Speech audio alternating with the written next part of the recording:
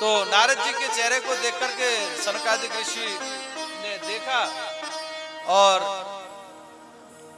कह उठे, कथम ब्रह्मादीन मुख कुतश्चिंततुरो भवा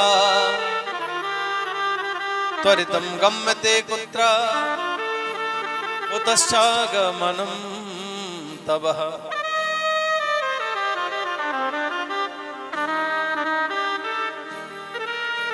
इदानीं सुन्नचित्तोऽसि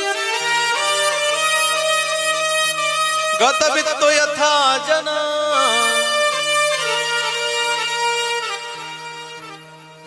हे नारद जी महाराज, कथम ब्रह्मादीन मुख कुतश्चिंतातुरो भवान्। हे नारद जी, क्या चिंता है तुम्हें? तुम तो हरि के दास हो।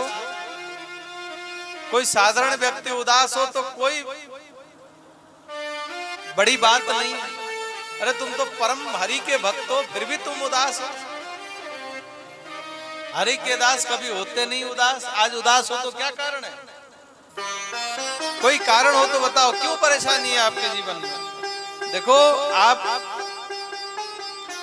ऐसे दिख रहे हो जैसा मानो कि एक कंजूस का धन खो जाने पर कंजूस की क्या स्थिति होती है।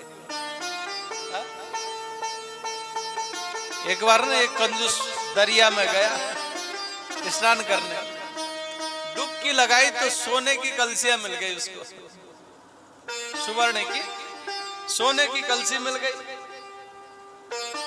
बड़ा खुश हो गया। कंजूस की, हाँ कंजूस उसको मिल गई। आप विचार करने लगा, वाह क्या बात है, बड़ा आनंद आ गया, सोने की कलसी मिल गई। अब तो वो धोने लगा, सजन धोने लगा तो पानी का बहाव तेज था, हाथ में से फिसल गई वो कलसी। अब तो मारा छाती पीट पीट करके रोवे। अब रोता क्या बोल के? बोले पाई तो पाई पर खोई क्यों। अब छाती पीट रहा है, रो रहा है, घर में आकर पाई तो पाई पर खोई क्यों। अब करते करते सज्जनों घर में आया, स्थिति देखी अर्धांगिनी ने। बोले देवता क्या हो गया आपको? पतिदेव, भाई पतिदेव परेशानी में हो तो हर पत्नी अर्धांगिनी परेशान हो जाती है, स्वाभाविक है। परेशान हो गई बेचारी। अब लाखों बार पूछने पर भी नहीं बताती है, नहीं बताता है, बस उसके मुख से वही पाई तो पाई पर खोई क्यों। बड़ी समस्या। अब तो उस कंजूस का एक मित्र था उसी की तरह। अब कंजूस के मित्र ने आकर के पूछा। कई बातें ऐसी होती है सज्जनों जो अपने खास लोगों से नहीं बताई जाती पर मित्र को शेयर कर देते हैं, है ना। तो पत्नी को जो बात नहीं बताई आज उस कंजूस ने, मित्र ने पूछा तो बता दिया ऐसी ऐसी बात है। अब तो वो उसका मित्र भी जो है, उसके मित्र ने कही कि वो अगर होता तो मैं आज आधा तुझे देता, आधा मैं रख लेता, मौज आ जाते। और जैसे ही कहा तो फिर अब वो भी रोने लगा छाती पीट पीट। अब वो कहता बोले पाई तो पाई पर खोई क्यों। और दूसरा कहने लगा बोले पाई तो पाई पर धोई क्यों।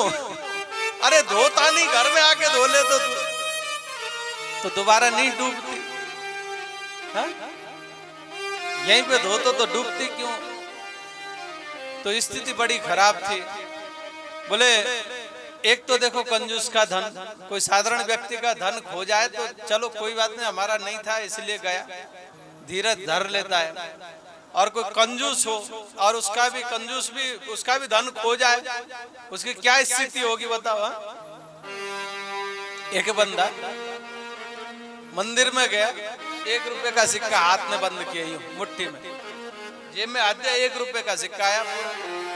अब विचार करने लगा कि अब लाइन, क्योंकि तिरुपति बालाजी में गया रहा होगा शायद, काफी घंटों तक लाइन में लगना पड़ता है, भीड़ होती है। तो 1 रुपए रख लिया। आज कहता है बोले देख आज मैं तुझे भगवान के चरणों में डाल दूंगा, मतलब दान करूंगा मंदिर में। मुट्ठी में लेकर के जैसे लाइन में 3, 4, 5 घंटे लाइन में रहा सज्जनों, और जैसे पैसे को मुट्ठी में बंद करके चल रहा है, तो जाकर देखा जैसे भगवान तिरुपति बालाजी के समीप में पहुंचा, अब जैसे पैसे को देखा अब डालूं, तो उसके हाथ में पसीने आ गए थे। अब उसने कही, कंजूस ने, बोले राम राम राम, तू रो रहा है? तू रोए मत, मैं तुझे नहीं छोड़ रहा, मैं तेरा त्याग नहीं करूंगा। उन्हें जेब में डाल दिया। तो कंजूसों की महाराज अनेकों वो है।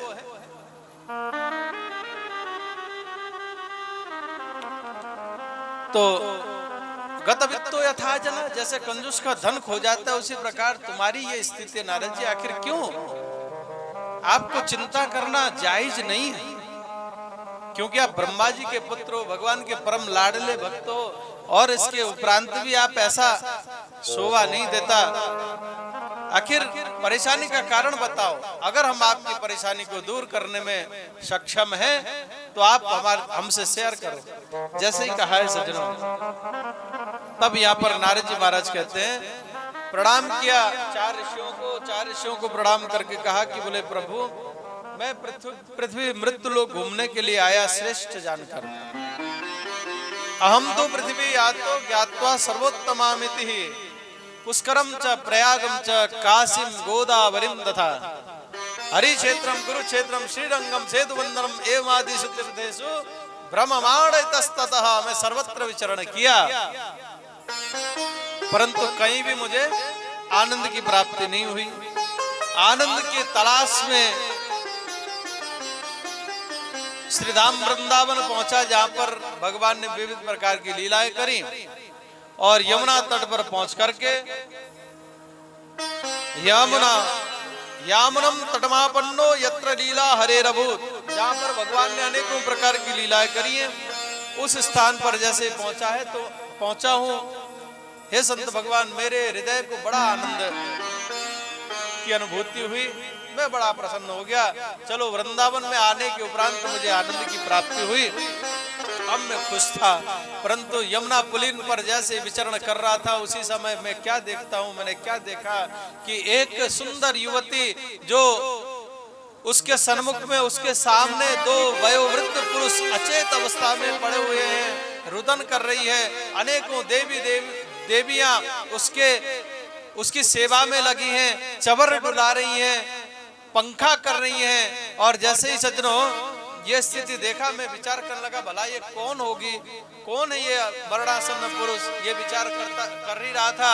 हे संत भगवान, मैंने विचार किया कि होगा कोई, हमें क्या करना, हम बाबा बैरागी, कोई स्त्री देवी रो रही है, कोई बात नहीं, होगा, हम अपने जाना चाहिए। तभी वहां से मैं आगे बढ़ रहा था, परंतु उसी समय आवाज आई, भो भो साधु क्षणम तिष्ठ मच्चिंतामपि नाशय दर्शनम तव लोकस्य सर्वथा घरम परम। भो भो साधु, हे संत भगवान, क्षणम तिष्ठ, क्षण भर के लिए रुक जाइए। बोले क्यों? बोले मच्चिंतामपि नाशय, मेरे चिंता को आप दूर करो, आप क्षण भर के लिए रुक जाओ। हे संत भगवान, आपके दर्शन मात्र से हमारे पाप राशि जल करके नष्ट हो जाते हैं, इसलिए आपके दर्शन से मेरे पापों का क्षय हुआ है, मेरे दुख को आप, पीड़ा को दूर करने की कृपा करें। तब जैसे ही कहा सज्जनों, नारद जी महाराज कहते मैं रुक गया। रुककर उस देवी से पूछा जाकर, हे देवी तुम कौन हो? काशित्वम कायमो चेमा नार्यः का पद्मलोचनः बद देवी सविस्तार स्वस्थ दुःखस्य कारणम। हे देवी, आप ये बताओ दुख का कारण क्या है, तुम क्यों दुखी हो? काशित्वम, तुम कौन हो? कायमो, ये देवियां जो सेवा कर रही है कौन है? और ये वयोवृद्ध मरणासन्न पुरुष ये कौन है? बद देवी सविस्तार स्वस्थ दुःखस्य कारणम। देवी तुम विस्तार से बताओ और इनका परिचय दो, तुम अपना परिचय दो और तुम अपने दुख का कारण बताओ। नारद जी महाराज कहते हैं, जैसे ही मैंने ऐसा पूछा तो उस बालिका ने जवाब दिया, है संत भगवान, हे सनकादिक ऋषियों, उस बालिका ने कहा, अहम भक्तिरिति ख्यातः इमो में तनयो मतो। मैं भक्ति हूं, भक्ति के नाम से विख्यात हूं मैं। इमो में तनयो मतो, ये मेरे ज्ञान वैराग्य बेटा है। आश्चर्य हुआ, बोले माँ युवती है, जवान है, और बेटे वयोवृद्ध है। हे संत भगवान, यही मेरे दुख का कारण है। मैं बूढ़ी होती और मेरे बच्चे युवान होते तो क्या गम था, क्या दुख था, पर यहां पर विपरीत है। मैं तो युवान हूं और मेरे बेटे बूढ़े हो गए।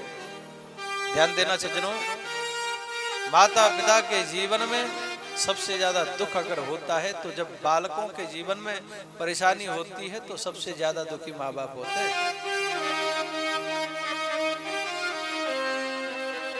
अपने तबीयत खराब हो जाए ना, थोड़ी बहुत बुखार आ जाए, कोई परवाह नहीं।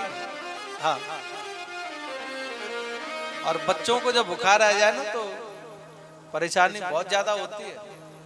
क्योंकि मैं भी एक बाप हूं, अनुभव मेरा है, शायद यही सबका अनुभव होगा, ऐसा मुझे लगता है। क्योंकि मैं इस दुनिया से बाहर का मैं भी नहीं। क्यों भैया हूं क्या, बताओ। हाँ। भाई बच्चों के जीवन में जो थोड़ा भी कष्ट आता है ना तो माता पिता बहुत दुखी होते हैं, ये यथार्थ है। कोई हिरण्यकश्यप की तरह हो ये बात अलग है, हा? क्यों जी, कोई हिरण्यकश्यप की तरह हो, उनकी बात नहीं है। यहाँ पर तो माता पिता जो करुणा के सागर हैं, जो अपने भूखे रह करके बच्चों को खिलाने में आस्था रखते हैं, उनकी बात।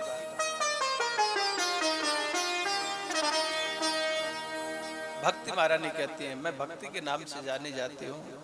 ये मेरे ज्ञान और वैराग्य बेटा है, ये बूढ़े हो गए। ये देवियां सब गंगा यमुना सरस्वती कावेरी नर्मदा भद्रा गंडकी सभी नदियां हैं जो स्त्री के रूप में प्रकट होकर के मेरी सेवा में रत है। हे संत भगवान, उत्पन्ने द्रविड़े साहम वृद्धि कर्नाटके गदा क्वचित क्वचित महाराष्ट्रे गुर्जरे जीर्णताम गतः। द्रविड़ देश में मैं उत्पन्न हुई हूँ, आगे बढ़ती गई गुजरात में आकर के मेरा थोड़ा क्षय को प्राप्त हुई। धन्यम वृंदावनम तेन वृंदावन पुनः प्राप्य नवीनेन स्वरूपम। धन्य है श्रीधाम वृंदावन, जहां पर आने के उपरांत मैं युवान हो गई, जवान हो गई, परंतु मेरे ज्ञान और वैराग्य बूढ़े हो गए। और वृंदावन में सज्जनों, मैं रहता हूं वृंदावन में इसलिए बड़ाई नहीं कर रहा, यथार्थ में वृंदावन में वो आनंद है जो रसिक जन, जो भावुक जन जो गए हैं, जो भाव लेकर के गए हैं, उन्होंने दर्शन किया होगा। जो भाव के अभाव में गए वहां तो फिर बंदर कुत्ता सुअर और गंदी नाली के अलावा कुछ नहीं दिखा होगा। जो भाव लेके गए होंगे उनको अवश्य वृंदावन धाम में भक्ति को नाचता हुआ उन्होंने देखा होगा। जिनको राम कृष्ण से कोई लेना देना नहीं है, ऐसे लोग भी राम कृष्ण के नाम में पागल हुए फिर रहे वृंदावन। देखो, हम तो सनातन धर्मी और राम कृष्ण की भूमि है भारतवर्ष, और राम कृष्ण की भूमि में जन्म लिया, राम कृष्ण की भूमि में बचपन गुजारा, पूरा जीवन जिया।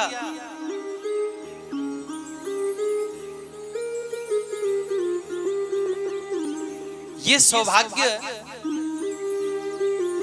बाहर नहीं है। उन बाहर जो अनेकों देश हैं, वहां के आकर के जैसे ही देखो इस्कॉन मंदिर वृंदावन, जो राम कृष्ण से मतलब न रखने वाले लोग भी आगे उनके नाम को लेकर के इतने आनंदित हो गए सज्जनों, वो भौतिक सुख सुविधा उन्होंने त्याग दिया और उसी नाम का आश्रय लेकर के इतने मद मस्त हैं कि वो जो मस्ती लूट रहे हैं, जो आनंद वो लूट रहे हैं, वो तो उसका रसिक ही जानेगा। बाकी जिसके अंदर भाव नहीं वो तो ये कहेगा पता नहीं क्या हो गया है, सब कुछ छोड़ करके यहाँ नंगा आकर के बाबा जी होकर के बैठा है, लोग बात कहेंगे। पर उसको पता है कि उसने क्या छोड़ा, क्या खोया और क्या पाया।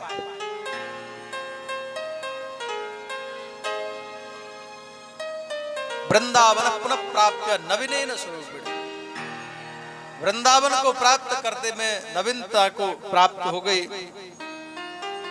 हे प्रभु, हे संत भगवान, यही मेरे दुख का कारण है। मेरे पुत्रों के जीवन से बुढ़ापा दूर हो जाए, ये युवान हो जाए, बस मैं प्रसन्न हो जाऊं।